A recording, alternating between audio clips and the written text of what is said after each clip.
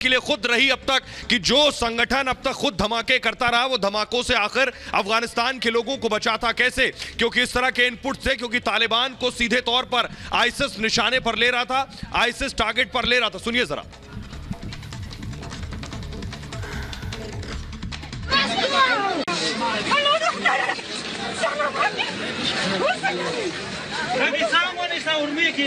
है कि तालिबान के पास इस बात की बाकायदा इतला मौजूद थी कि दाइश मुमकिन तौर पर एयरपोर्ट और इसके गिरदोनवा के इलाकों में हमले कर सकती है। 2 रोज़ पहले भी एक अलर्ट जारी किया गया था, आज भी अलर्ट जारी किया था। आज जब सुबह हम वहाँ पर मौजूद थे और इससे पहले भी जब हम वहाँ पर मौजूद थे तो तालिबान कमांडर हमें रोक रहे थे वहाँ पर एयरपोर्ट के इलाके में रहने से, और उनका ये ख्याल था कि दाइश हमला कर सकती है। हमें एक तालिबान कमांडर ने खुद बताया कि दाइश हमला कर सकती है, इसलिए आप यहाँ पर ना आएँ। और यही वो बात थी जो बाकी लोगों को भी बताई जा रही थी और कहा जा रहा था कि यहाँ पर ना आए।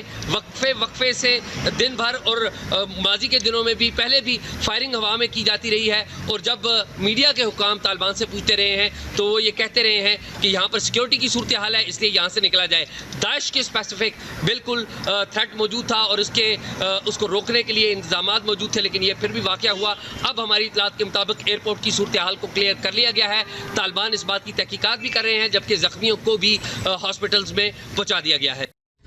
तो बड़ी बात यही है, आप सुन रहे हैं कि तालिबान को पता था कि इस तरह का अटैक होने जा रहा है, लेकिन बड़ा चैलेंज ये है कि तालिबान आकर कैसे अफगानिस्तान के लोगों को इस तरह के हमलों से बचाएगा। ना तालिबान के पास कोई इंटेलिजेंस है, ना तालिबान के पास ऐसे कोई अत्याधुनिक उपकरण है, इक्विपमेंट्स हैं जो पता चल सके उसे कि इस तरह का अटैक होने वाला है। यानी उस मुल्क में उस देश में लोग रह रहे हैं जिन उस मुल्क को जो हुकूमत कर रहे हैं तालिबान जैसे लोग, जिनके पास सुरक्षा देने की स्थिति में वो खुद नहीं है। ऐसे में अमेरिका का कहना कि वो आईसिस से बदला लेगा, अमेरिका का कहना कि मिलिट्री कमांडर से कि आईसिस के जो ठिकाने हैं, उनकी संपत्ति है, उनके नेतृत्व जो है, उन पर अटैक किया जाए, ये कितना कारगर होगा, ये अमेरिका के लिए खुद अपने आप में बहुत बड़ा चैलेंज है। Back to studio.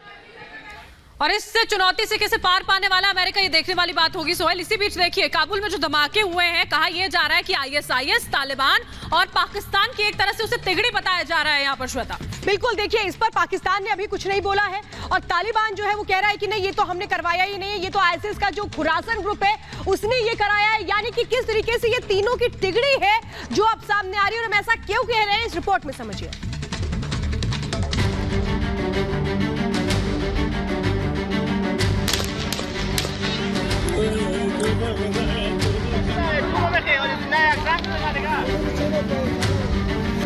आईएसआईएस तो मुहरा है, काबुल ब्लास्ट के पीछे तालिबान ही असली चेहरा है।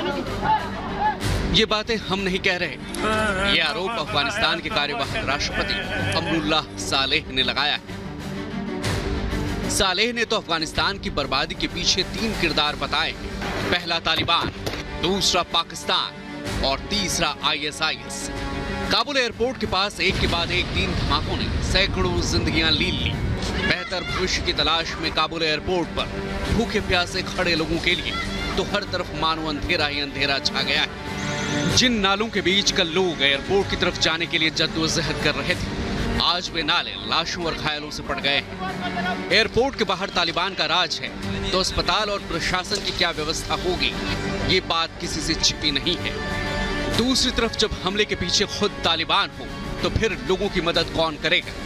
सालेह ने काबुल एयरपोर्ट पर हमले के बाद ट्वीट कर तालिबान और आईएसआईएस के रिश्तों को कटघरे में खड़ा कर दिया है। सालेह ने ट्वीट में लिखा, तालिबान आईएसआईएस के साथ अपने संबंधों से इनकार कर रहा है। ये बिल्कुल वैसा ही है जैसा पाकिस्तान आतंकी संगठन क्वेटा शूरा को लेकर दावा करता है। हमारे पास मौजूद सबूत बताते हैं कि आईएसआईएस की जड़ों में तालिबान और हक्कानी नेटवर्क है जो और काबुल एयरपोर्ट पर हुए धमाकों के बाद धुएं का गुबार, अफरा तफरी की तस्वीर आपको दिखाते हैं। काबुल एयरपोर्ट पर ब्लास्ट के बाद की पहली तस्वीर जो रिपब्लिक भारत आपके